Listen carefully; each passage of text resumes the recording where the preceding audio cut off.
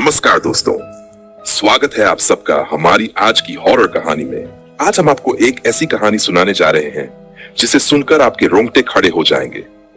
ये कहानी एक पुलिस स्टेशन की है जो गांव से दूर जंगल के किनारे बना था।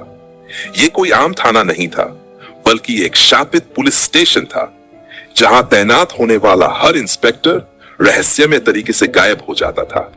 लेकिन इस बार वहां इंस्पेक्टर अजय की तैनाती हुई। वह कानून को मानने वाला, निडर और सच्चाई की खोज करने वाला इंसान था।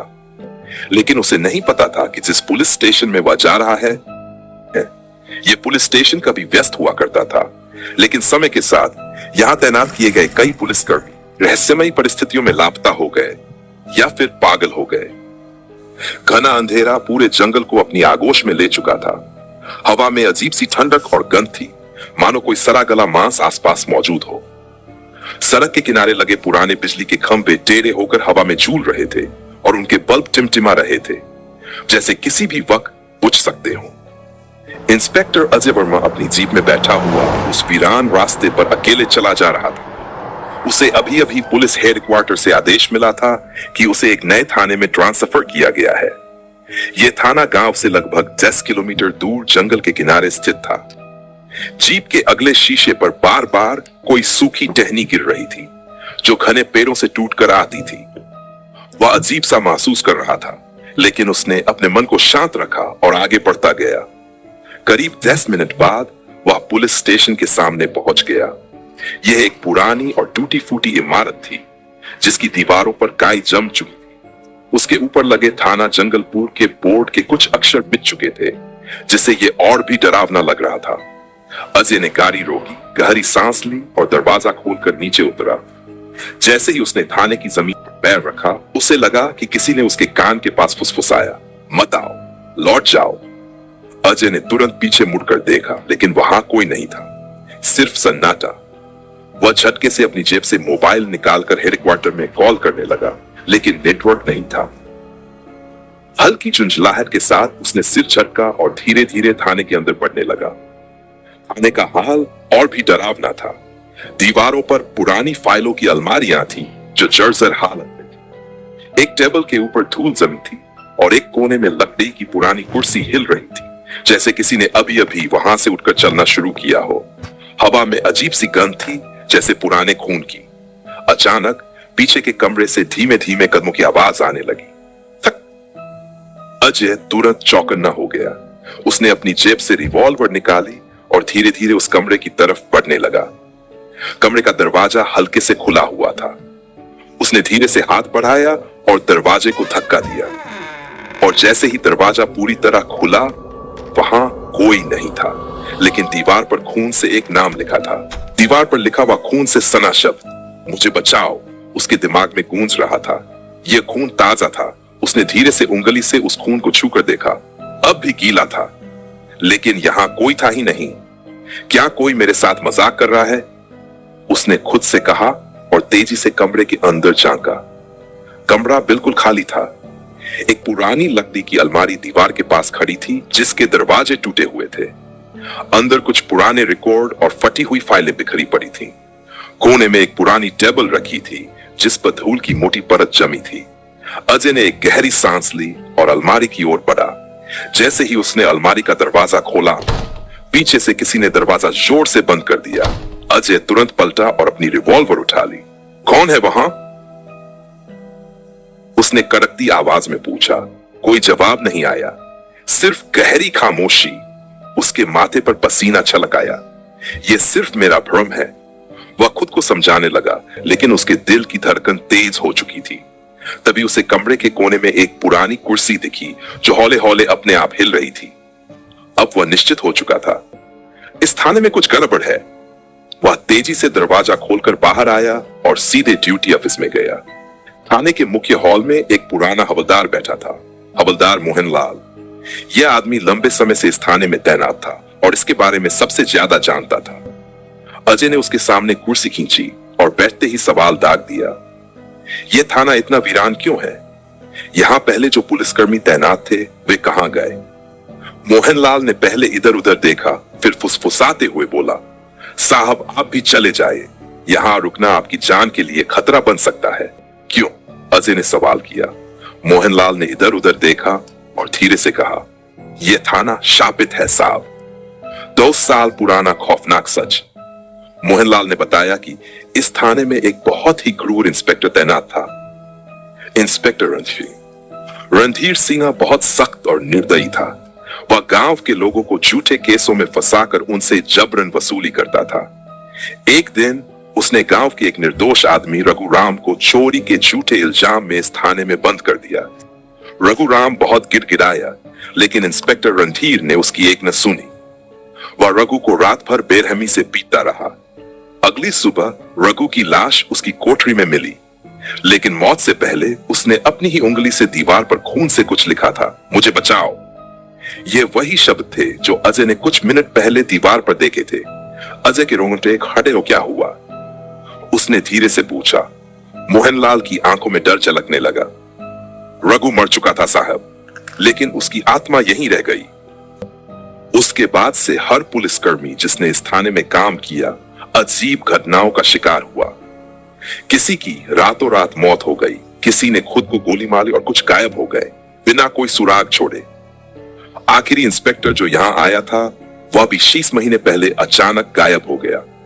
किसी को नहीं पता कि वह कहां गया, लेकिन जाने से पहले उसने अपने ऑफिस में खून से कुछ लिखा था। अजय ने तुरंत पूछा, क्या लिखा था? मोहनलाल ने कांपते हुए जवाब दिया, वही जो आपने कमरे में देखा था, मुझे बचाओ। अजय का शरीर सिहर उठा। थाने के सन्नाटे में मोहनलाल की कांपती आवाज गूंज रही थी। अजय अब भी उसकी बातों को पूरी तरह स्वीकार नहीं कर पा रहा था, लेकिन उसकी अंदरूनी बेचैनी बढ़ती जा रही थी। यह सब अंधविश्वास है मोहनलाल। अजय ने खुद को संयत करते हुए कहा, अगर यहां कुछ गलत हुआ भी था तो अब सब कुछ सामान्य है, डरने की कोई जरूरत नहीं। मोहनलाल ने कोई जवाब नहीं दिया। वह बस अजय की आंखों में झांकता रहा, जैसे कहना चाहता हो, आप बहुत बड़ी गलती कर रहे हैं साहब। अजय ने घड़ी देखी। रात के 22 बज रहे थे। वह उठकर अपने कैबिन में चला गया। कमरा ठंडा और वीरान था।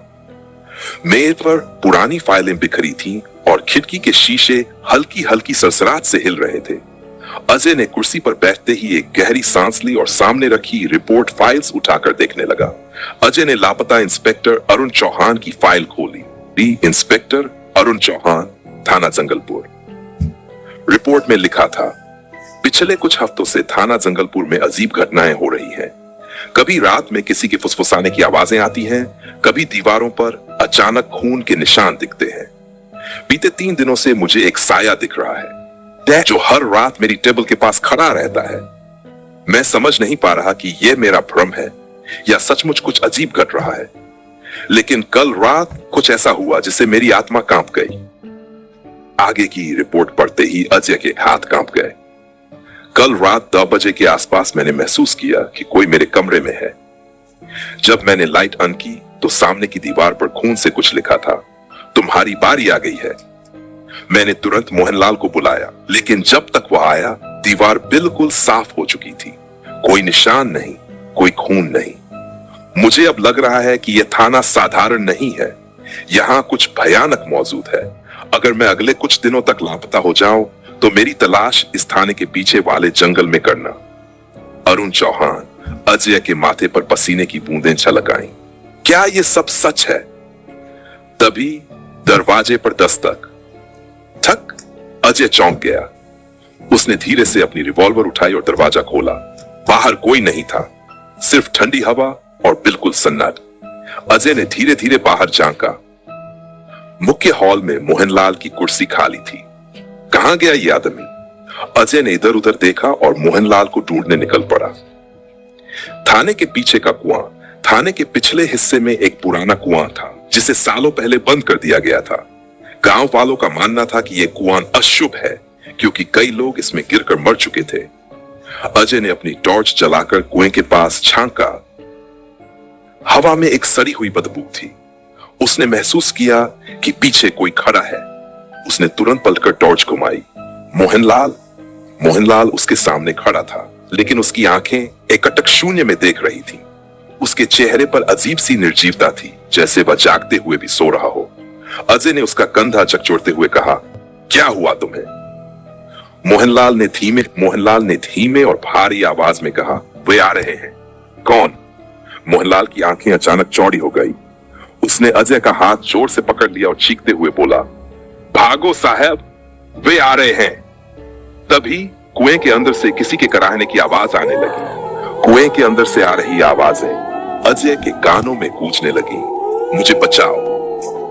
आवाज कमजोर थी, लेकिन उसमें इतनी तकलीफ थी कि कोई भी डर से सिहर जाए। अजय ने टॉर्च कुएं के अंदर डाली। नीचे कुछ भी नहीं दिख रहा था, लेकिन आवाज अब भी आ रही थी। मोहनलाल का चेहरा सफेद पड़ चुका था। वो अजय का हाथ कसकर पकड़ते हुए बोला, साहब, कोई नीचे नहीं है। फिर यह आवाज कौन निकाल रहा है? अजय की रगों में सर दर्द दौड़ गया। क्या कोई गिर गया है? अजय ने कुएं के किनारे जाकर जोर से पूछा, कौन है वहां? जवाब दो। लेकिन जवाब में सिर्फ हवा की डरावनी सरसराहट सुनाई दी। तभी कुएं के अंदर दिखी एक परछाई। अचानक टॉर्च की रोशनी कुएं के अंदर गई और अजय की नजर किसी चीज पर पड़ी। एक धुंधली आकृति, काले कपड़ों में लिपटी हुई, एक साया कुएं के अंधेरे में धीरे धीरे ऊपर आ रहा था। हट जाओ साहब, मोहनलाल ने अजय को पीछे खींच लिया। कुएं से अब एक ठंडी हवा निकल रही थी। अजय ने ध्यान से देखा। वह आकृति कोई इंसान नहीं थी, वह कोई और ही चीज थी। अचानक कुएं के अंदर से उठ रही धुंधली आकृति अब ऊपर आती जा रही थी। हवा का बहाव ठंडा और भारी हो गया। अजय की सांसें तेज हो गई। उसने अपनी टॉर्च को और नीचे घुमाया। तभी एक चुर्रीदार काला चेहरा कुएं के अंधेरे में दिखाई दिया। उसकी खाली आंखों के गड्ढे सीधे अजय को घूर रहे थे। साहब, ये तो वही है। मोहनलाल की आवाज कांप रही थी। कौन? अजय ने एक झटके में उसकी ओर देखा। शारदा, वही औरत जिसे हम सबने अपने हाथों से इस कुएं में दफनाया था।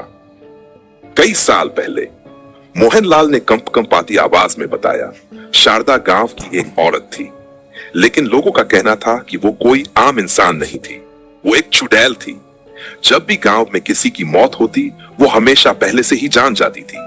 किसी के घर बच्चा पैदा होने वाला होता तो वो पहले से ही बता देती थी कि वो जीवित रहेगा या मर जाएगा।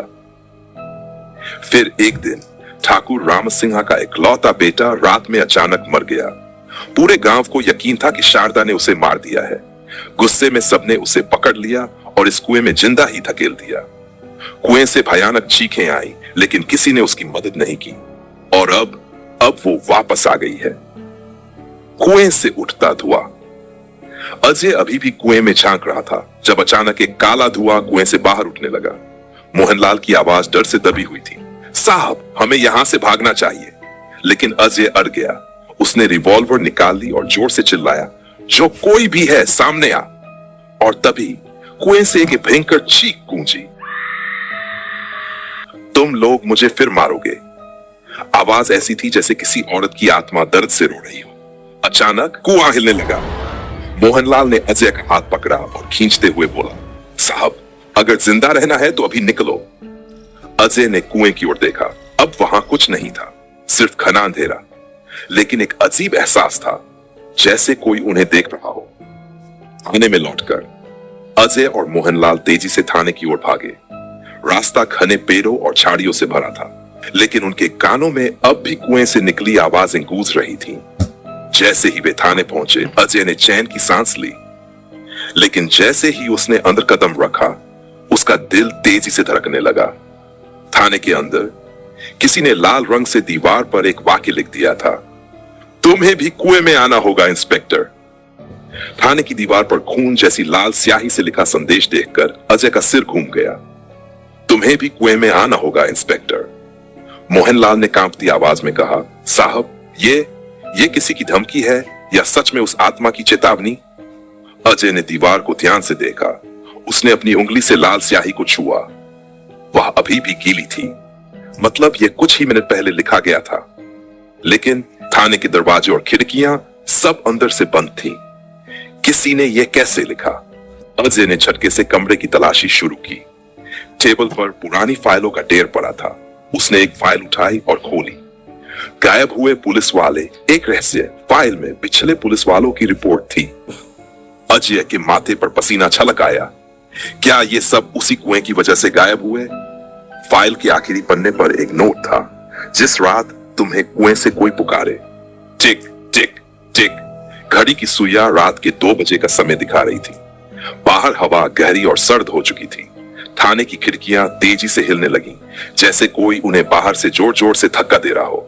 दरवाजे पर किसी ने 3 बार दस्तक दी। मोहनलाल ने डर से कांपते हुए कहा, साहब, कोई इस वक्त यहां कैसे आ सकता है? अजय ने अपनी पिस्तौल कसकर पकड़ ली। उसने धीरे से दरवाजा खोला। बाहर कोई नहीं था, लेकिन जमीन पर गीले पैरों के निशान थे जो सीधे कुएं की तरफ जा रहे थे। ठंडी हवा में किसी की धीमे धीमे रोने की आवाज गूंज रही थी। अजय के पूरे शरीर में जुरजुरी दौड़ गई, लेकिन उसने पिस्तौल कसकर पकड़ ली और आगे बढ़ा। जो भी है सामने आ, लेकिन जवाब में सिर्फ सन्नाटा था। मोहनलाल ने पीछे से धीरे से कहा, साहब, ये आत्मा हमें उसी कुएं तक ले जाना चाहती है। वहां कुछ ऐसा है जिसे ये हमें दिखाना चाहती है। कुएं का रहस्य खुलता है। अजय और मोहनलाल धीरे धीरे कुएं के पास पहुंचे। कुएं से ठंडी हवा के साथ साथ सिसकियों की आवाज भी आ रही थी। अजय ने टॉर्च जलाकर कुएं के अंदर झांका और ये देखते ही उसकी आंखें फटी की पीटी रह गई। कुएं के अंदर हड्डियों का ढेर था, कई गले सड़े शवों की हड्डियां, और उनके बीच में वर्दी पहने कई नरकंकाल पड़े थे। ये उन्हीं पुलिस वालों की लाशें थी जो सालों से गायब थे। तभी कुएं के अंदर से एक साया उठने लगा। वही चुड़ीदार काले चेहरे वाली चुड़ैल शारदा। उसकी गहरी लाल आंखें अजय को घूर रही थी। अब तुम भी हमारे साथ आओगे इंस्पेक्टर। मौत की छाया। अचानक कुएं से कई भूतिया हाथ बाहर निकले और अजय को पकड़ने लगे।